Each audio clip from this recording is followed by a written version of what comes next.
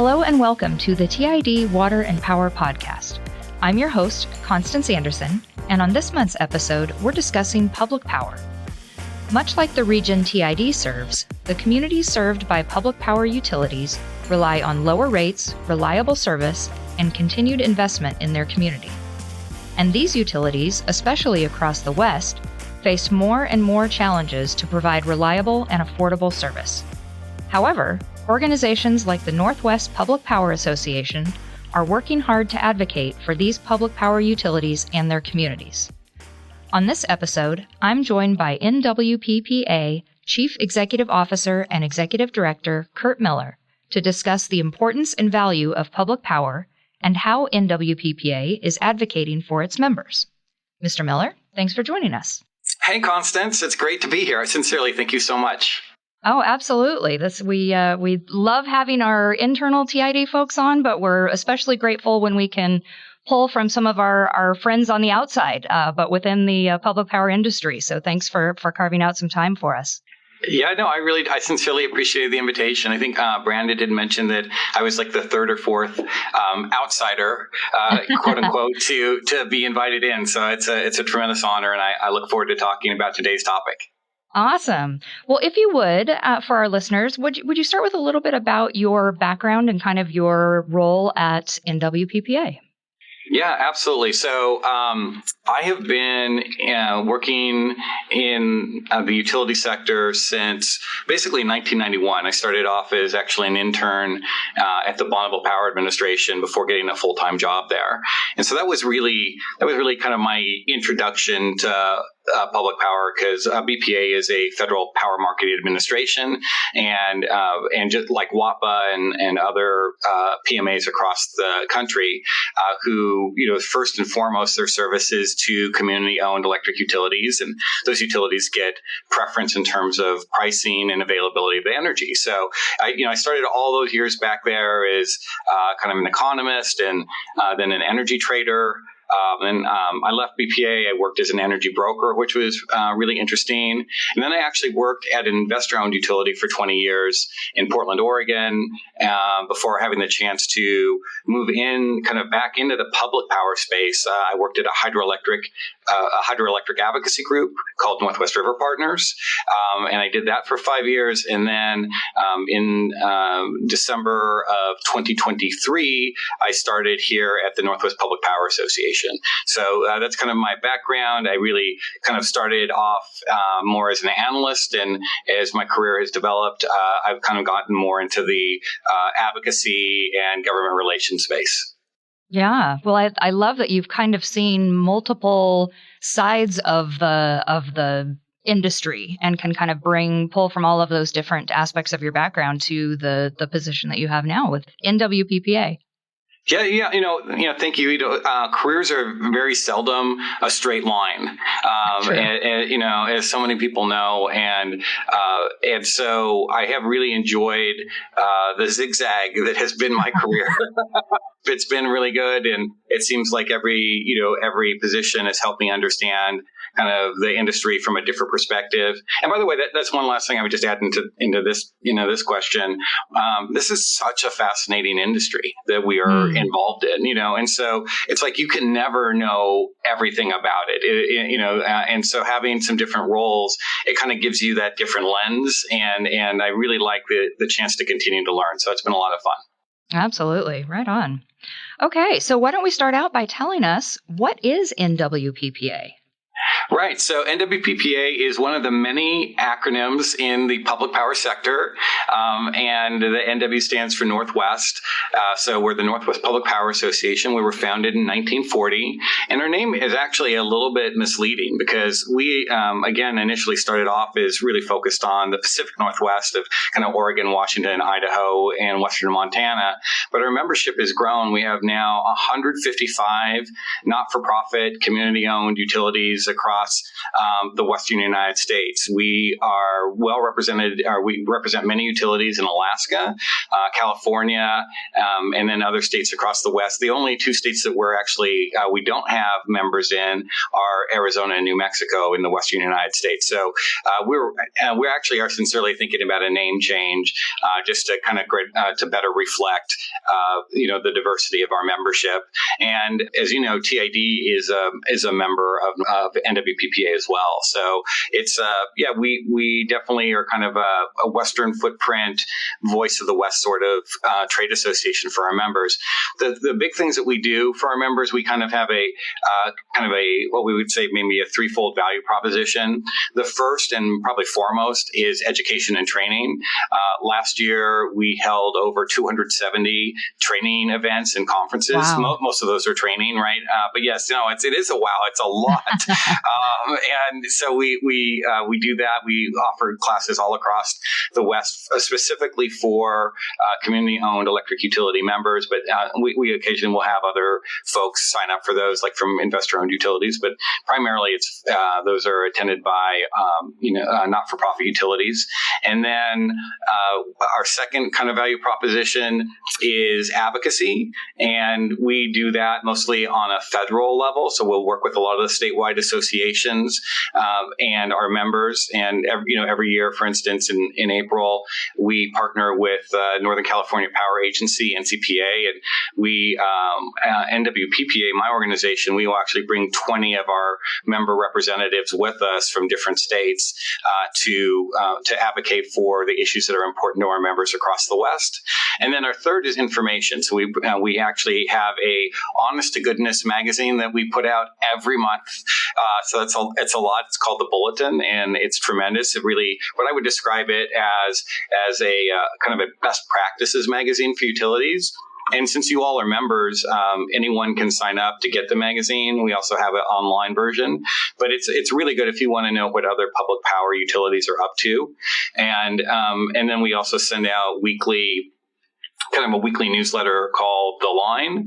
And then every pretty much like I think 2 days a week, we send out a kind of like a top headline news that we gather information from different sources and connect people to the important links that are pertinent to energy and the things they might be working on. So those are the three things that we really focus on. And we've been here since 1940, so this is our 85th year, and we're hoping to set the organization up for another successful 85 years going forward. Right on.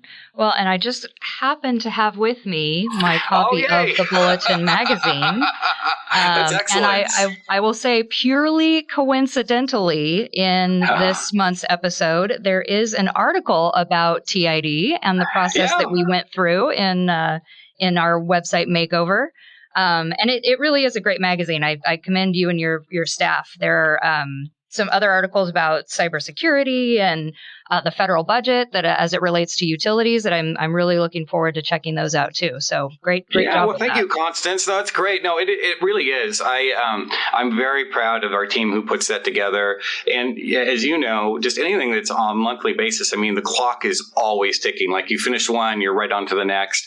And they put together, it's an award-winning magazine that's received, multiple national awards, and they do a tremendous job with it.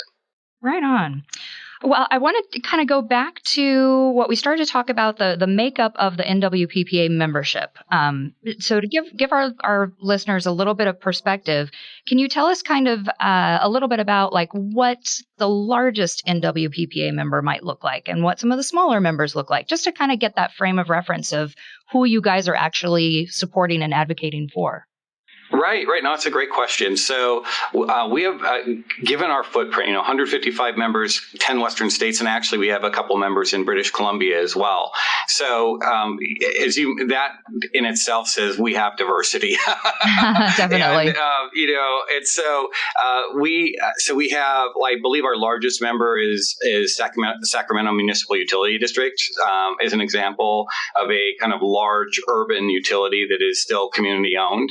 And and in the Pacific Northwest, Seattle City Light, Tacoma Power, Snohomish PUD, all very kind of large kind of near urban utilities, kind of along the I-5 corridor in the western parts of their respective states. But then in the eastern parts of states and kind of, in some of the other areas that we represent, it can be really, really small, and so we're talking about maybe some of the smallest co-ops or municipalities that own their own electric utility. It varies greatly in terms of size. And so what we really try to do is we really try to focus on, okay, what do we have in common as public power? And that's what we really tend to advocate for in terms of our government relations work. But also there are some things that are just core to utilities. And so when we think about the trainings that we offer, a lot of those have tremendous overlap between utilities in terms of what they need. Yeah, absolutely. No, I think that paints a nice picture as far as both the agencies that you guys serve, as well as kind of one of the key challenges in what you do, because you are a membership for all the members, regardless of their size and the resources available to them. So right, and also regardless of their state's politics, right? Because we definitely have bright blue states and bright red states and a couple purple states, and so I think that those are some of the challenges. Is like, okay, let's make sure that everybody is represented here, and by far and large, I feel like we have been very successful at that. It can always be challenging, but but also there's so much we have in common, and I think that's what makes it possible. Right on. Well, in just a second, I'm going to ask you about, kind of the priorities of NWPPA right now. But let's talk about, considering the diversity of membership, how do you drill down to what those priorities are and what you're advocating for? Yeah, thank you so much. It's a really thoughtful question.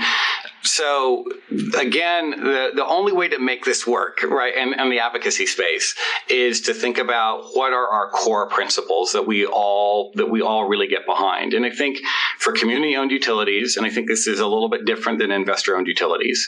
For community-owned utilities, we really, above and beyond everything, I think that the common denominator is ensuring that power prices are affordable for as many, I'm going to say everyone in our respective communities, as much as possible.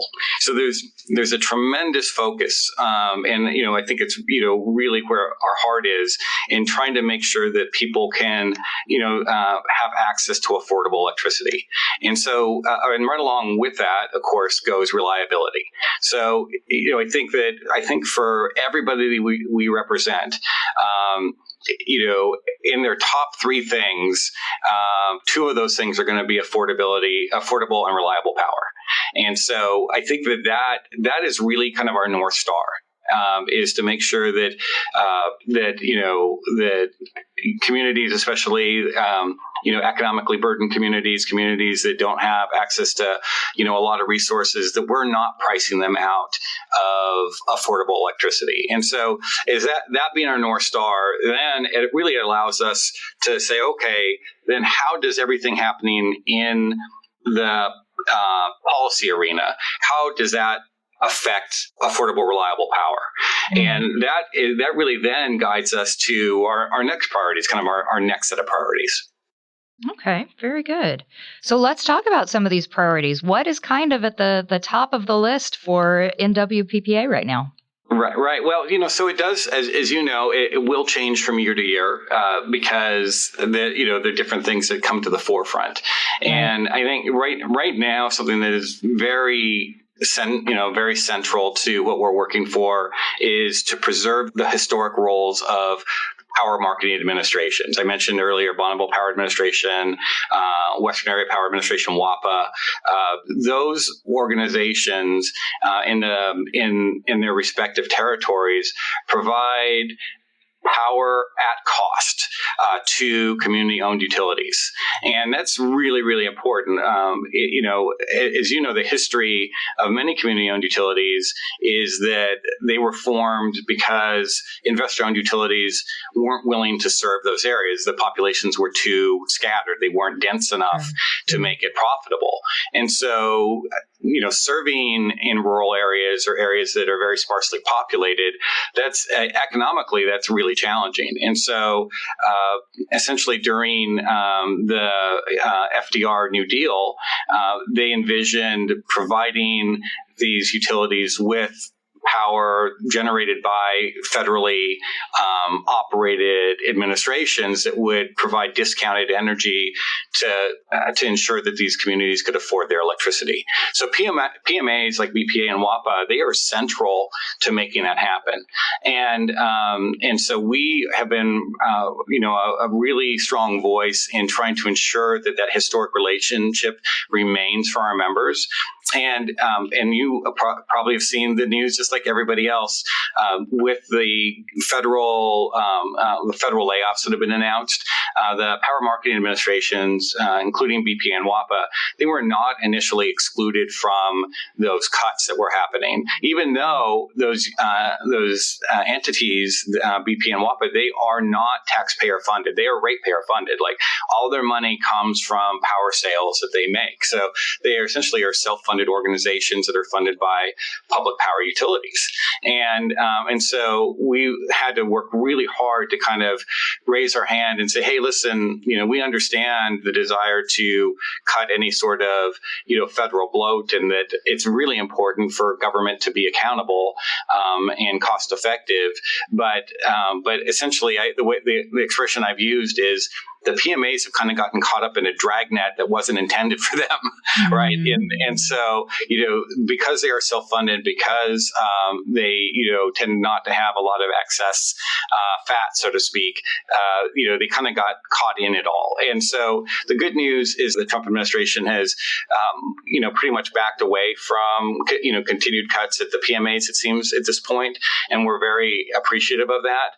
But, some of those things are still having to be dealt with, those PMAs lost staff that isn't coming back, and they also are subject to a hiring freeze. And so we need to make sure that the PMAs are staffed at a healthy level, that they can provide the valuable services they do to our member utilities. So that's like really up, it's front and center for us right now. In general, hydropower and the defense of hydropower has been a key element of our advocacy and will continue to be. In the Northwest where I live, there's been big challenges, or I don't know, maybe controversy, what the right word is, but around the lower Snake River dams. And those are 4 dams in eastern Washington state that are federally owned and operated. And they're really valuable to the region. But some groups who are, I would personally define as anti-hydropower groups have really worked hard, politically to try to get them removed. We're, part of the fight to try to make sure that they are protected. And we believe that hydropower, and we know that TID owns its own, or in partnership, its own hydropower facility. But, right. For us, hydropower is a core element to ensuring that rates are affordable and reliable. And hydropower does so much in terms of its flexibility. So it's an important part of even adding new resources to the grid. So that's another key area that we're working on, is to ensure that hydropower is protected in policy circles. Right on. Well, one that I've heard a lot of talk about is wildfire. What have you guys got going on in that area? Yeah, thank you for mentioning it. It's so funny because it's really been something that's been very, very important to us. So I think my biggest surprise when I came to NWPPA, given our really big footprint, is, I knew that wildfire was a huge issue in California and more recently in, Oregon and Washington as, the climate has become drier and hotter. And so, we've seen a lot of those issues migrate. But even in Alaska, wildfire is a huge issue.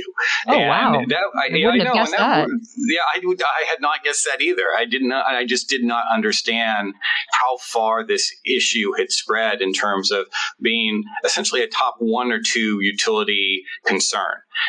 And of course, it's a concern on multiple levels, right? Because you have the concern of a wildfire doing damage to equipment and of course to the community, right? And we all, you and all of our members represent, and serve their community. They're owned by their community. So that, that's always front of mind is like, what is happening in the community? And so it's a life and death struggle and economic struggle for those communities. But after the fire is over, there is another huge issue which involves litigation, right? And so a great example, this is not for a community-owned utility, but Pacific Core, or Pacific Power, as sometimes they're known as well. They're one of the large utilities in the West. And they had a huge lawsuit that the jury, I think, initially found them negligent in not turning off power lines in the San Am Valley. And I think that the lawsuit was into the hundreds of millions of dollars, which I believe they lost. It just came out, well after the jury verdict, that the state of Oregon found that it looks like Pacific Core's activities did not make or lead to the wildfires worsening in its service territory. They found no evidence of utility, equipment that sparked the wildfire in that area. And so you have a situation where, they have this massive legal finding against them, even if they, in some cases where maybe they didn't actually make the fire worse or start the fire or anything like that. And then again, in your state, Southern California, Edison, there are trial attorneys that are running ads on I think Instagram that essentially are trying to recruit people. And there's this big ad with a fire, and it said, "Why didn't Southern California Edison turn off the power?" Kind of thing. And so there's not only this huge threat, from the fires themselves, but if a utility, if your utility was to be hit with $100 million lawsuit or $1 billion lawsuit, I mean, could your utility survive that? And ultimately, a lot of utilities would have to say no. There would be bankruptcy, and then customers in that area would essentially have to pay the freight, right? They would have to pay the price for the litigation. Their power rates would skyrocket. So those are not good policy outcomes. And so we have to find a way to tackle wildfire, both from the prevention perspective, but also from, we want to protect utilities if they're fulfilling their responsibilities to mitigate wildfires. We need to protect them. As someone who represents utilities across that broad footprint, we actually, we do a monthly call now for wildfire policy, where we have members from our different states compare notes about, okay, what are you guys doing on the policy front in your state, and so on and so forth. And it's a great way to share information and really kind of unite our government relations folks and others on the best strategy moving forward to protect their own utilities and things like that. Also, we do every year a big wildfire conference. We had another one this year. I think it was in January. The time moves really fast, but I believe it was in January. And we had I think 150 attendees at that, and we're just we're trying to make sure that this issue is understood and heard, and so that's a really big issue for us. Yeah, absolutely, and as you mentioned, a multifaceted issue. It is. It's so complicated. And one of the challenges is someone is going to get stuck holding the bag when there's a wildfire, right? Is it going to be the insurance company? Is it going to be a utility? Is it going to be the people who lost their property? Is it going to be the state or the federal government if they step in? But there is no free lunch here, right? Because the damage is being done, severe, devastating damage with as recently as this past winter in Southern California. California. And so I think that the thing, for me, I'm really focused. I mean, I do want our utilities to have protection in terms of litigation, but by far the least costly fire is the one that doesn't happen. Absolutely. And so I think that's really where a lot of effort needs to be spent. We need to do our best, and I don't mean controlled fires, because controlled fires can actually help thin out a forest, and that can actually be natural and healthy. But in terms of these devastating wildfires, we need to take every measure that we can to protect our forests by being active in our mitigation. Yeah, absolutely.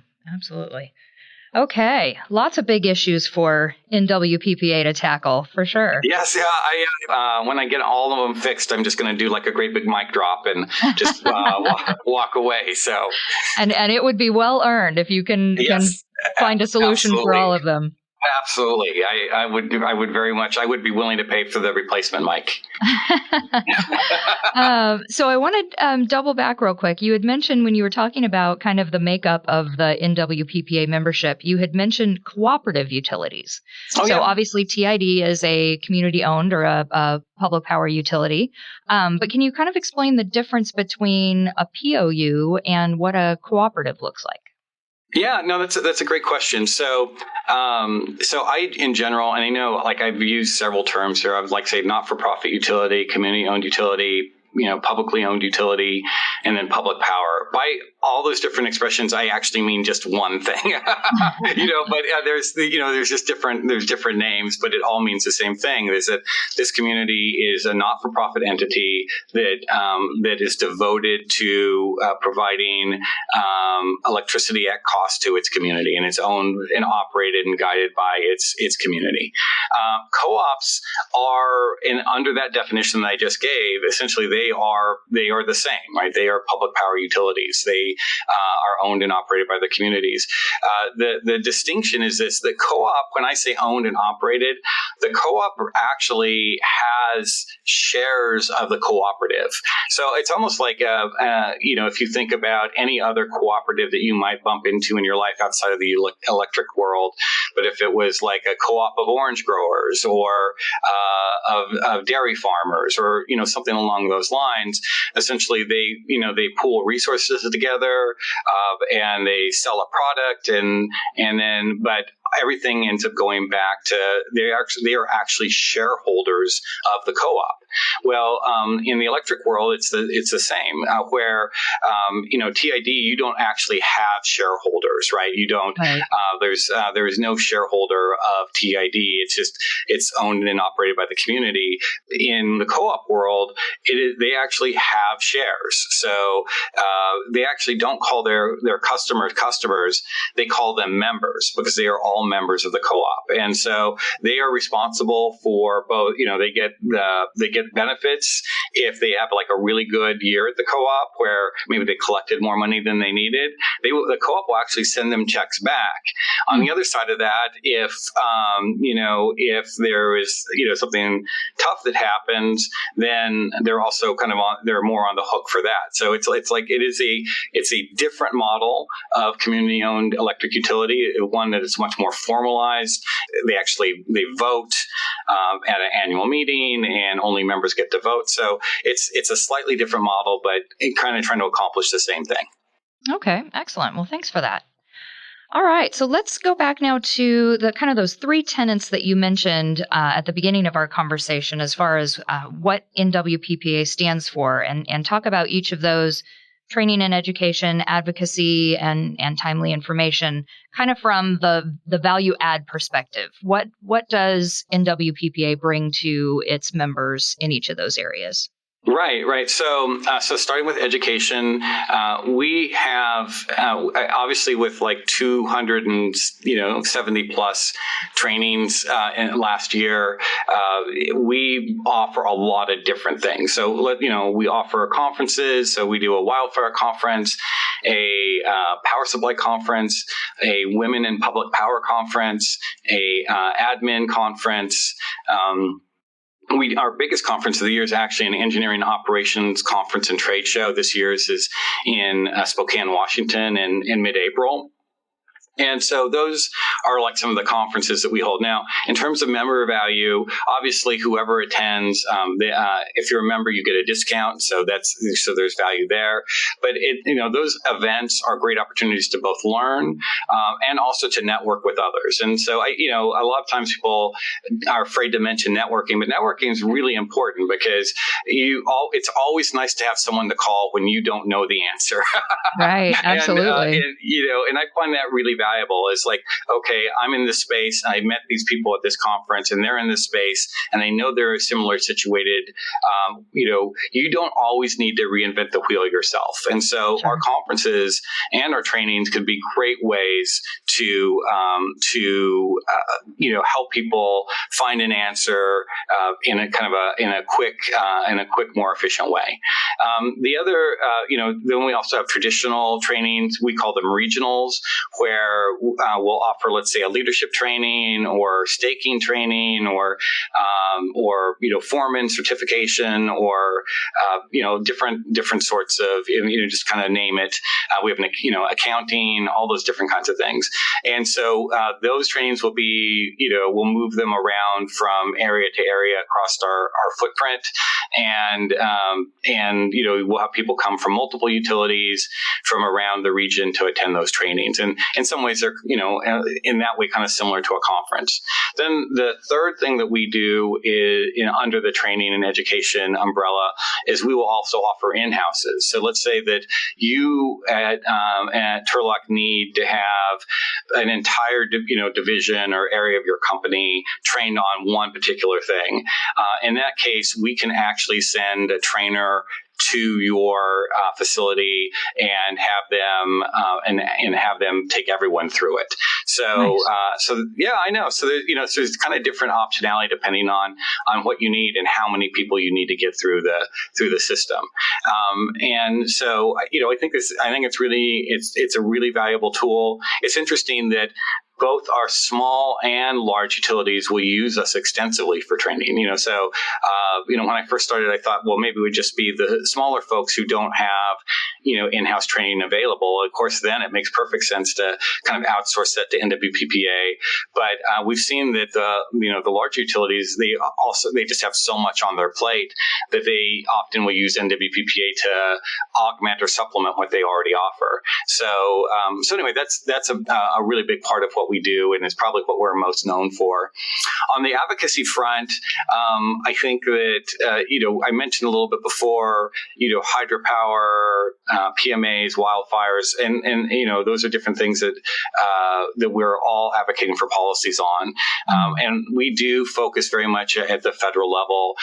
So we work with professional lobbyists, and strategists to help us make sure that we are being as effective as possible in whatever administration. We a few months ago we were in the Biden administration, and now we're in the Trump administration. It's hard to imagine two administrations being much more different than each other. Right? Very true. And but our job is to make sure that we are bipartisan. Our issues are bipartisan issues, right? I mean, I can't think of any policymaker who doesn't want reliable, affordable energy, right? Because Absolutely. At the end of the day, that drives, right? That drives economies.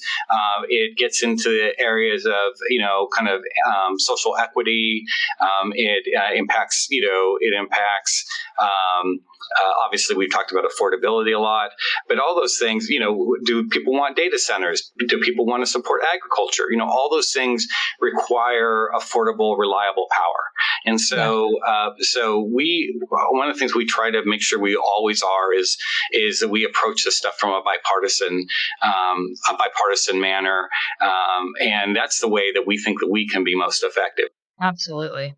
And then lastly, in terms of information, we, there's a lot of different sources of information. I think we do a great job of aggregating it so that it's valuable to public power. So I think that plus our magazine, as you mentioned, is somewhat unique in that we are, really focused on community-owned utilities and the things they're up to, so you can really kind of compare apples to apples with other, public power entities across the West. So I think those are the ways that we deliver value in those things.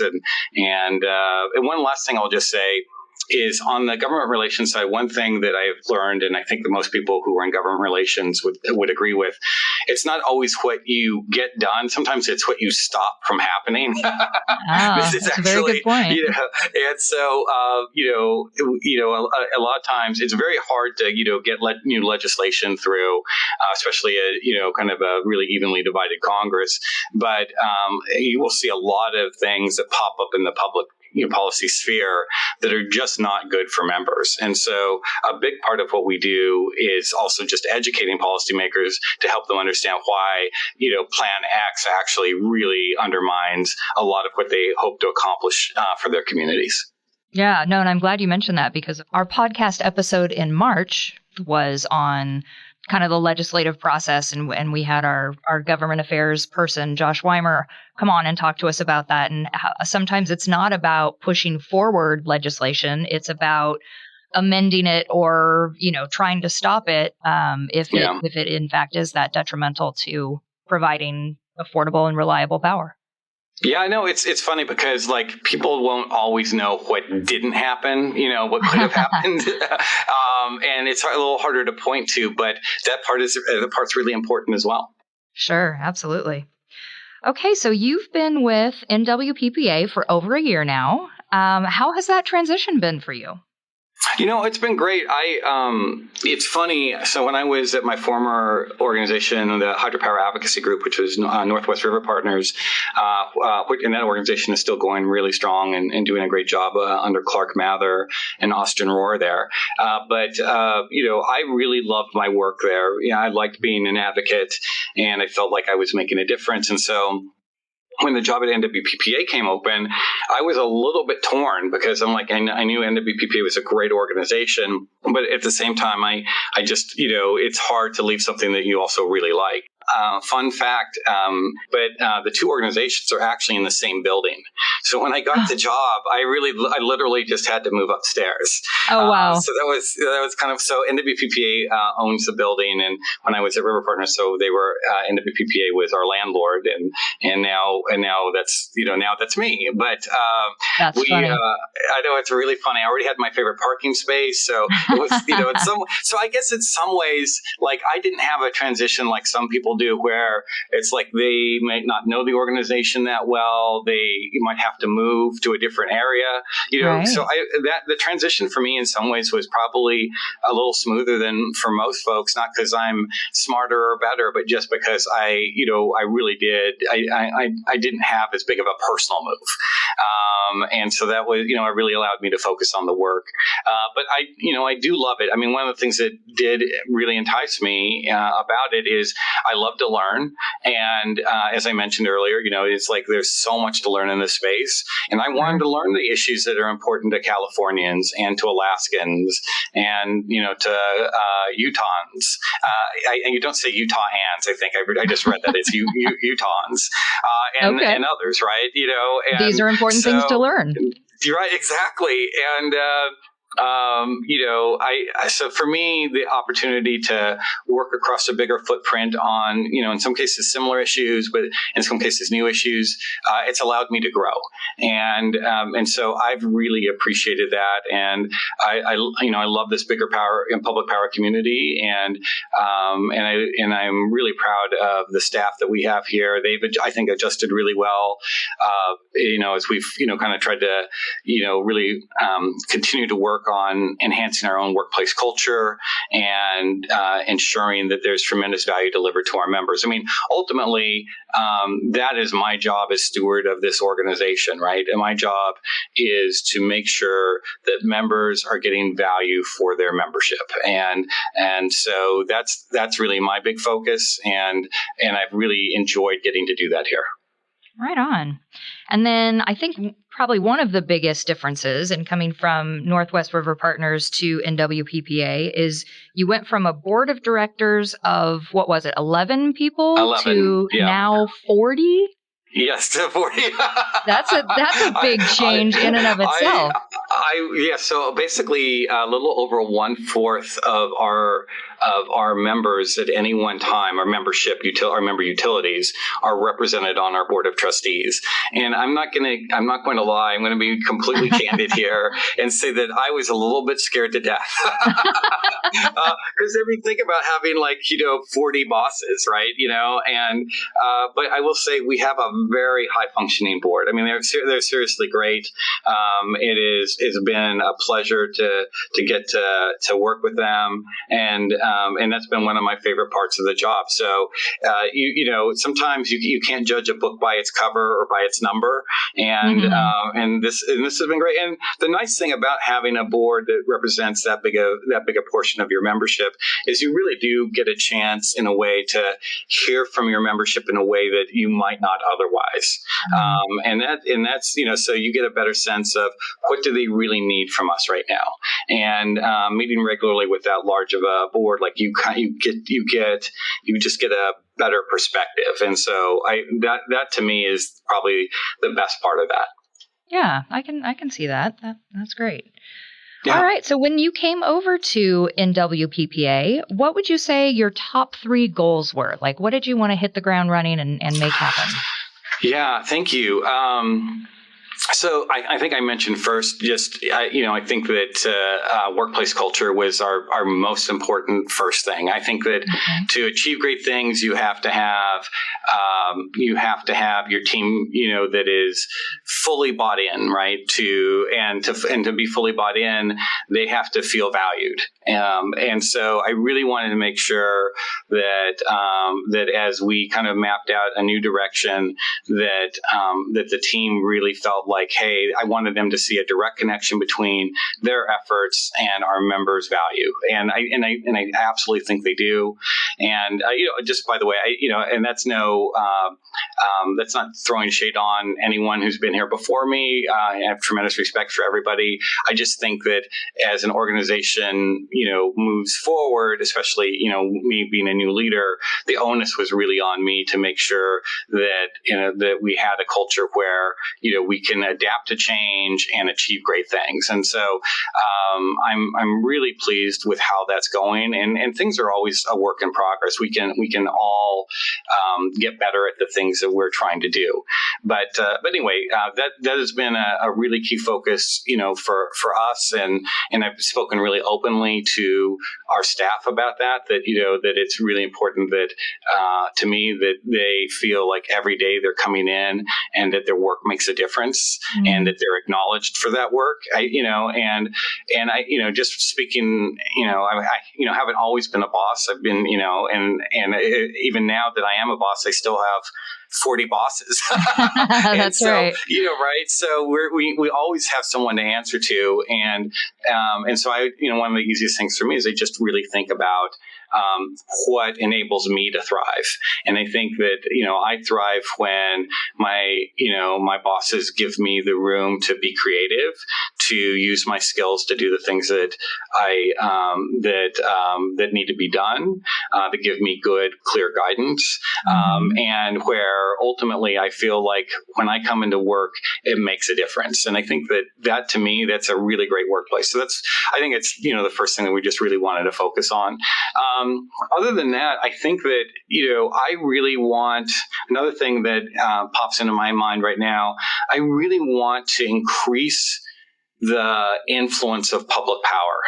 And I think that, you think about, I've used this example before, but if you read, there's some really good books out there about the history of public power and policymakers.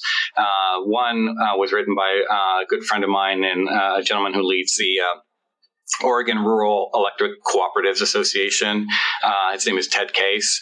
And if you look at some of these books, public power used to kind of get to decide who was president. of the United States. Seriously, like the kind of muscle that was behind public power was enormous.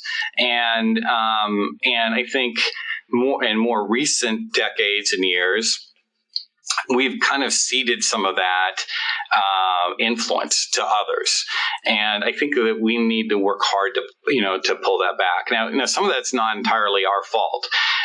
There are organizations out there that have a lot of money and the ability to do great grassroots work, and they're very effective.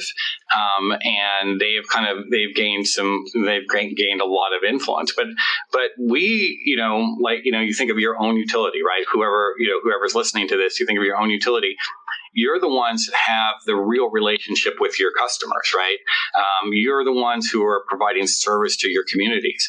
I feel like public power is an incredible position to enlist all those people from our respective communities who depend on the affordable, reliable electricity that our members provide. And so I really want us to, get into the communities more and help raise their voices and elevate some of the issues that we're working on. So to me, that's a really great opportunity for us. And I'm not saying that others aren't looking at that, but I think that that's something that we need to continue to get better at. And that's really important to me. And then the last thing I would mention is just we're in a period of incredible change. In everything, right? Utilities need to keep up with all of it. And so for me, I want to make sure that NWPPA is continuing to adapt, to kind of anticipate our members' needs, and to offer the trainings that will help them be effective under this period of constant change. So for me, like if we could do those three things in terms of, ensuring that internally we have a great culture so that we can be quick and nimble and effective, and then we can increase our advocacy muscle for public power overall, and then lastly ensure that the training we're offering is helping members adapt to this really rapid pace. Those are the three things that I think to me matter the most, and of course there's a whole thing, slew of things that fall out of that as well. But those are the three tops for me.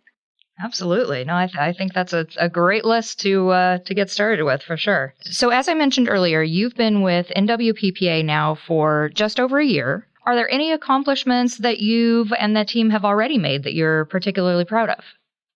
Yeah, no, thank you. That's another really good question. I think I mentioned this a little bit, but I do think that we have prioritize culture in a way that is going to allow us to be successful. And that's required a lot of adaptability from our folks. So for me, that is, something I'm really proud of. And the other thing I'm really proud of, and this is really for our staff, is that even though, we came in, we made some pretty significant changes, that we didn't, staff really dug in and didn't miss a beat. And as you know, like when your work life is changing, it creates uncertainty, and that uncertainty can kind of cause you to pull back a little bit.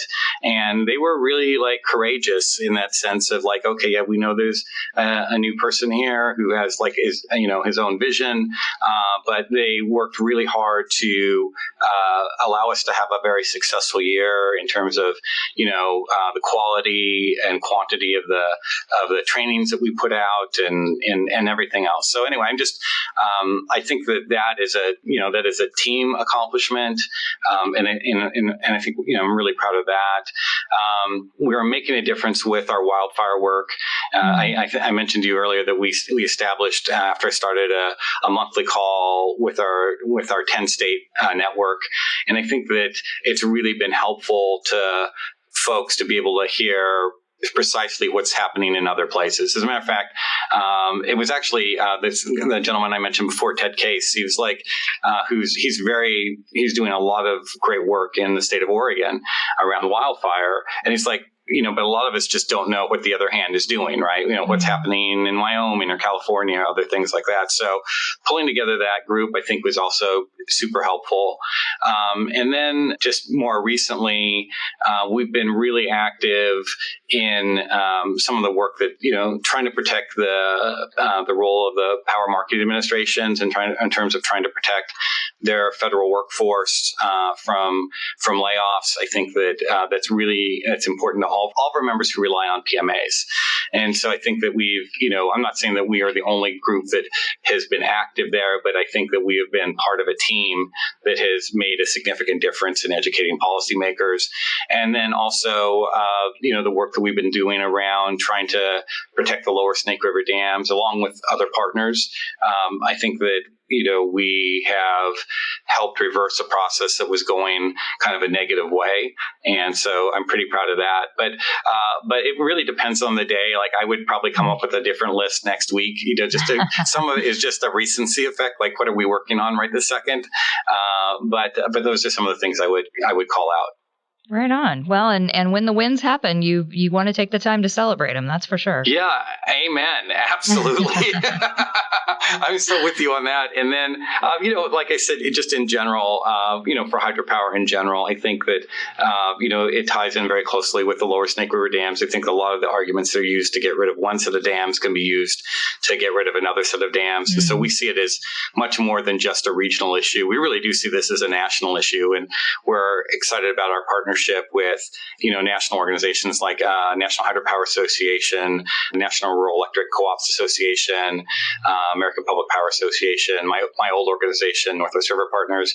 It is really a team effort, and I'm leaving out quite a few when I say that. Just list those groups. Sure. Yeah, but those partnerships are key, though. It's because there's so many organizations on the opposite side of those issues, right? I mean, organizations that literally have billions of dollars, and so you have to coordinate. You have to have good partnerships to be able to stand up in a fairly difficult political environment. Yeah, definitely. So I asked you earlier about the value of NWPPA and kind of what that means for its members. So now I'd like to talk a little bit about just the value of public power in general. What would you say the value is of public power, community-owned power? The multitude of names that we've of names that I've used throughout. Yeah, to all mean the same thing. Right. So thank you for asking. So again, my background. One thing that's been really nice is to understand the distinction between like public power and investor-owned utilities. And having worked at an investor-owned utility for 20 years, I'll say this: I'm not definitely not going to paint them as bad guys, right? Or bad guys or bad gals. I think that when I worked there, that I and many of the folks there were really proud of what we brought to the communities that we served. That being said, there are inevitably, and I was involved, and saw some of these conversations going on at the higher levels of the organization. There are inevitably times when the officer team has to choose between, is something going to benefit the ratepayer, the customer, or is something going to benefit the shareholder?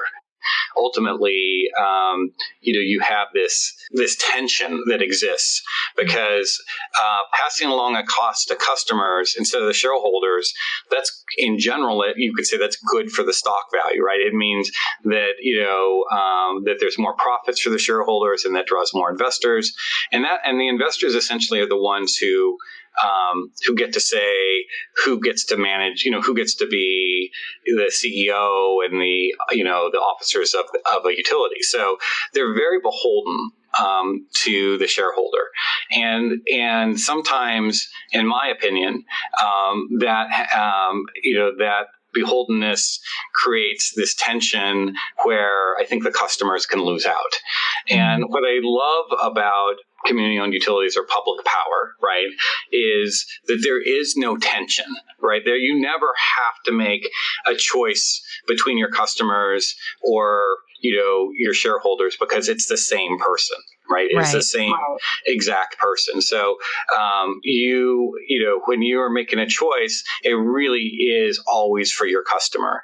And I think it just allows for better choices. And I think and it's not the only reason, but I think it's one of the reasons why you see that community-owned utilities tend to have lower rates than IOUs, at least across the Western United States. And that's not the only reason. It's, energy is complex and there's a lot of different things, but it's part of why that happens in my opinion. Yeah, I think so.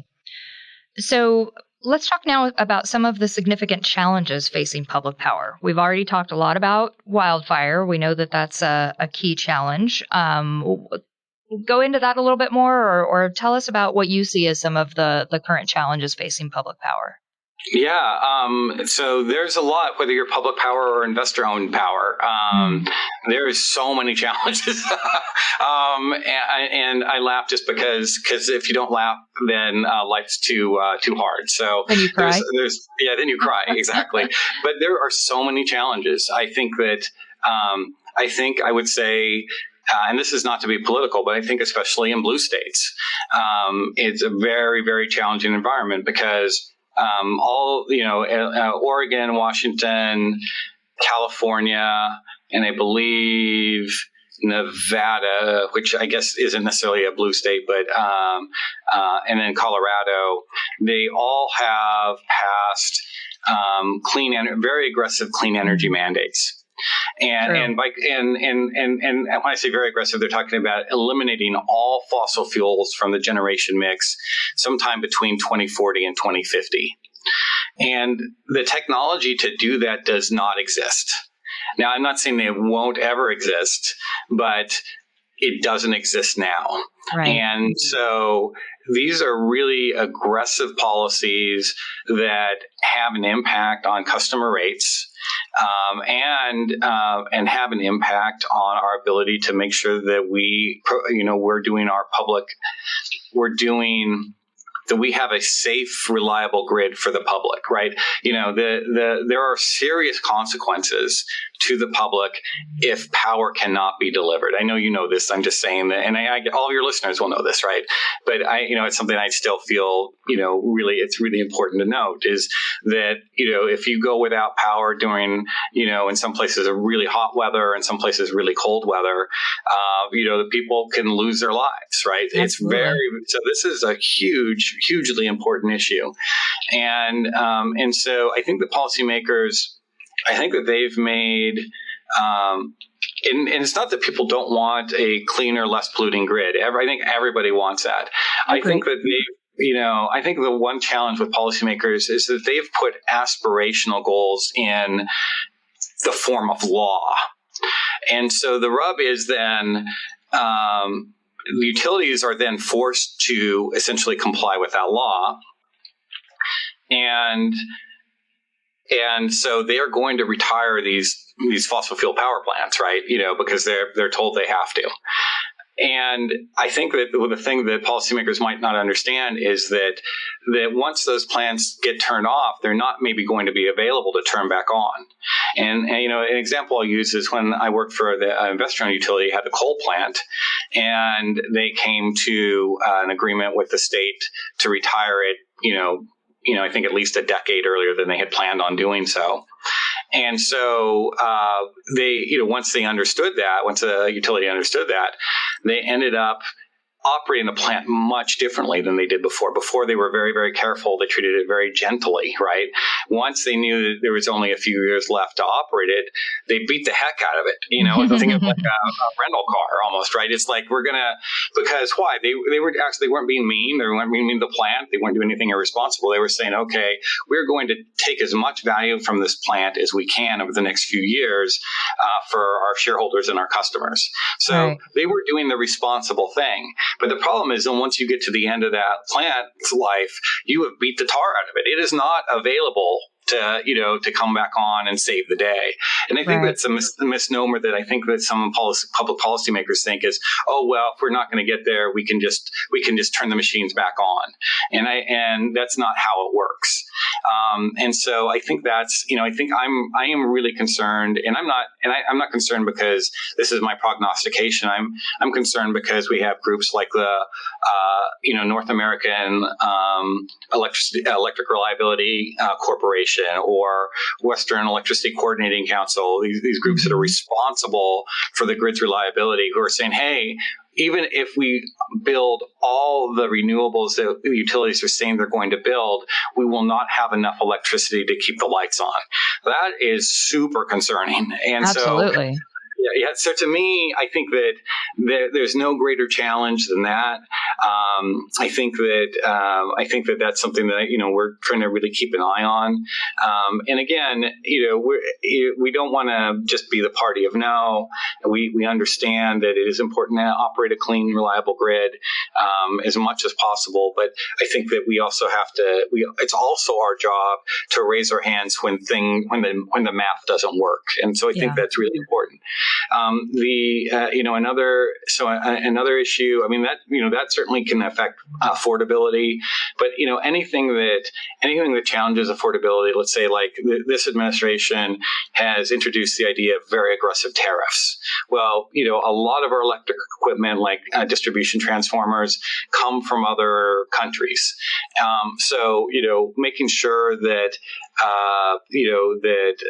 areas around supply chain and tariffs and things like that don't negatively affect customers. I think that's really important. Of course, that also gets back to the PMA issue I mentioned, like with WPPA and the Bonneville Power Administration. So those are just a few things. And of course, we talked about wildfire and the kind of multi-million, multi-hundred million, in some cases multi-billion-dollar lawsuits that are out there.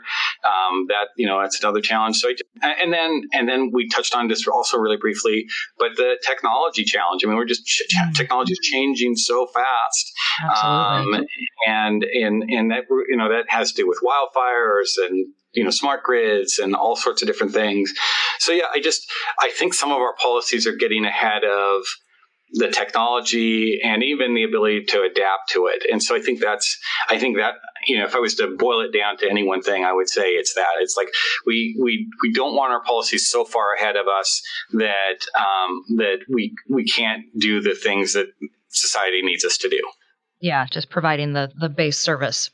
Well, and going back to what you were talking about with regard to the various mandates that each of the states in your in NWPPA's service area are facing, I know that one thing that TID is going through is, in addition to having to meet these renewable mandates, we're also increasing load at the same time. So You're taking away resources, but essentially we have to provide for a higher demand. I'm sure this is something you're seeing with a lot of your members. Yeah, no, it's real. It's super challenging. In the Northwest itself, we've become kind of a data center central. I know that the biggest area I think in the country is Virginia, but the Northwest itself has drawn a lot of data center load, and looks like it may draw much more. And even then, in a lot of our communities, even if they don't have data centers, the pandemic shifted demographics a lot. Where people work. And so now all of a sudden, they might have a lot more residential load. Let's say in Montana. Montana became a very popular place, for people to move. And we have, you're right. Our members, in some cases, are seeing extraordinary load growth at the same time that they're losing reliable, dependable generation and trying to replace it with intermittent generation like solar or wind. These are not formulas for lower, more reliable electricity, lower rates and more reliable electricity. It's really a formula for the opposite. And so, how do we best help our members to meet those challenges? How can our members best meet those challenges? I mean, these are thorny, they're thorny, sticky issues. Sure, absolutely. And as we mentioned, NWPPA spends a significant amount of time representing public power before the federal government. And I think everybody's on board with, as we said before, that you can't argue with the importance of power to a community. But what are some of the hardest concepts you've found to drive home when you're meeting with folks in Washington? Oh yeah, that's a really thoughtful question. What we do is complex, right? Having worked at a utility, it's very complex, but for most of the folks you're meeting with, in the public policy space, like our elected, representatives and senators, and their staffs. And I mean, it's not that they're not super sharp. They by far and large, they're very, very sharp and they're very, very dedicated. But they have so many different areas of responsibility. Right. Energy is just part of and think about how big energy is. Energy is just part of a portfolio for a legislative staffer. Right. Sure. They have energy and something else, right? So think about how long it takes us as utility professionals to come up to speed on the technicalities of issues, right? And then think about, could a staffer ever come up to speed on those and still do the other stuff that they're trying to do? So for us, I think one challenge is don't use techno speak. I think that we need to tell stories. Stories are very powerful. So having examples, and we need to boil stuff down. Like as a former utility person and an analyst, I would write an email to my boss or other people, and I would make a statement and I would include 15 caveats, because we're really technical, right? It just doesn't work in a 20-minute meeting with a congressional staffer. Sure. You kind of have to go with broader strokes. And then if they will give you some additional time, then you can do a deeper dive. So that's kind of answering your question in general, but more specifically, I think one of the places where I found, the biggest challenge is talking about wildfires. Wildfires are easy to understand. It's like they're bad. Yeah, we all get they're bad. They get that they're bad. It's not hard. It's not hard to relate that information, but it is hard to. The solutions are a little trickier. If I was to spend enough detail to explain all the different caveats and challenges around that space, it's a hard one to solve, because ultimately it does get in the question of, if utilities don't pay, who pays, right? And so you kind of have to give them this other alternative, and those other alternatives aren't always super easy or maybe palatable. It's really hard to explain nuance, and you have to be able to do that to be effective. So I think that's the biggest thing I found in this job, is boiling it down into a bumper sticker that actually means something. Yeah, no, I think that's it. That's the key right there, is how to succinctly communicate, what is such a complex problem or challenge that utilities are facing. All right, so let's look ahead now. At some of the great things that are going on in public power. Tell us about some of the cool projects that you're seeing coming from your members. Yeah. One thing that, just as an example, and I think this was in the bulletin as well, in the NWPPA bulletin, but SMUD has a project, Sacramento Municipal Utility District has a project that would enable them to actually get to 100% carbon free, and that is turning a fossil fuel plant kind of into a joint fossil fuel / carbon capture and sequestration plant. And so the idea is that, whatever emissions come out, carbon emissions that come out of that fossil fuel plant, they would be captured and then stored, and therefore would not, or worsen climate change. They were able to get some, sufficient monies to make that all work. That's a really exciting project, and it allows the utility to do something that's really hard to do unless you're a fully hydropower utility or something like that, and that is to have a reliable grid and still be carbon free. So I think that's something that's really exciting. Douglas County PUD, which is in central Washington State, they have a project that would essentially allow them to use an electrolyzer to turn hydroelectric generation into hydrogen. And then they plan, I think, on selling that hydrogen to maybe long haul trucking or some other source that's really hard to decarbonize. Things like that are exciting. The other thing that I think is really exciting is I think there's room, and some utilities are looking at this at kind of more behind the meter generation for these new data centers that are coming. So in general, for many of our members, they on average it depends on the size. So I should probably, again, here's me caveating, right? I would just say for some of our larger members, they could handle the increased generation requirements for a data center 90% of the hours. But the problem is those last 5 to 10% when things tend to get really tight on the system. Mm-hmm. And so the idea of having these large loads come with their own, kind of flexible load, whether that's, if they can do demand response, that's great. Maybe they have batteries behind the meter. Maybe they have natural gas turbines behind the meter. But in some way, to essentially make sure that they're partnering well with the utility that's handling that new load. I think those things can allow for more economic development, more load, and still allow the grid to remain reliable and affordable. I do think what we are seeing from our community-owned utilities is that they are, for these new large loads, really making the new load itself pay it for the freight. So they're doing a really good job of not letting the additional costs with serving that new, let's say, data center load. They're not allowing that to shift onto the residential customers or their other, their commercial customers. Instead, they're doing a good job of making rates where they're like, okay, yeah, we'll build you all these transformers, but you need to pay for them up front. We're not going to have our other members carry that freight. I think that's also really good and exciting because I think that gets kind of us to more of a win-win situation. Right on. Excellent. Well, thanks for sharing that. Yeah. Okay, so in broad strokes, what does the future of public power look like? It's a very challenging environment because the changes are so rapid.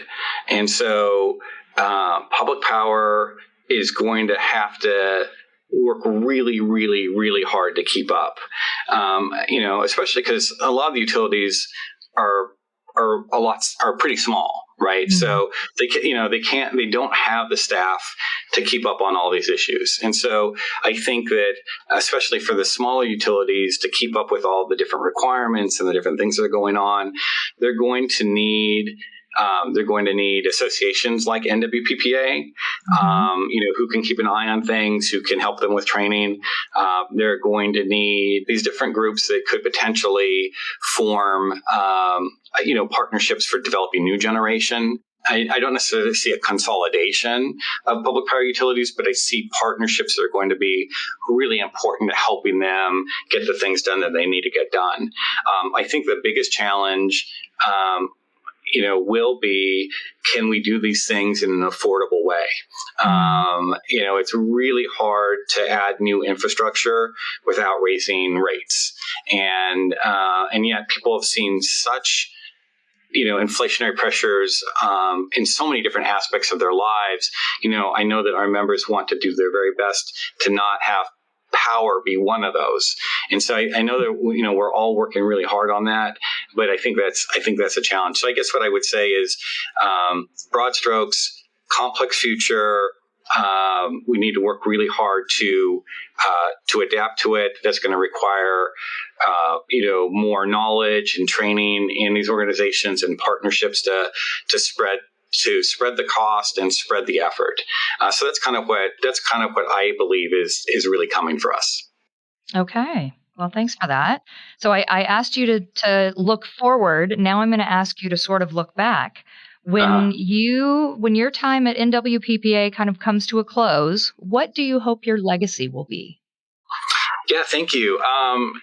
So we talked about the things that I really hope to accomplish at the start. And so I think that if my legacy was, I left the organization with a really strong work culture, that because of the work that we had done here, that public power has a greater voice and more leverage in those circles, and that we ultimately also made sure that our members were really trained for this challenging future. Like, I think if I could do those things, then I would be incredibly pleased and say, all right, next person up, right? It's their turn. And, that's how organizations should be. I really think you have someone come in, they have a vision, they work to get that organization to that vision, and then let, someone who now has kind of a new vision to get it to the next level, let that person come in. I think that that's how ideally this would all work, is that we, continue to build on the good work that was done behind us. Right on. Well, I can say that as a member of NWPPA, TID is very excited about the vision and the excitement and the voice that you bring to NWPPA and your support of all its members. So we're glad to have you holding the reins. Well, thank you so much, Constance. It's been a real, it's an honor to get to be here, to be a steward again. It's how I see it, and I really appreciate your encouragement and TID's partnership, and of course giving me a voice on your podcast. It's like cherry on top. So I really do appreciate it. Right on. Well, thanks so much, Kurt, for being with us today. We really appreciate it. Okay, great. Thank you.